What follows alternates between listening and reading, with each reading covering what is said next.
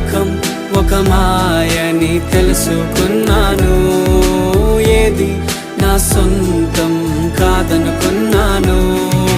తప్పిపోయిన కుమారుని నేనైతే నా కొరకై నిరీక్షించే తండ్రి నా యేసు. తప్పిపోయిన కుమారుని నేనైతే నా కొరకై నిరీక్షించే తండ్రి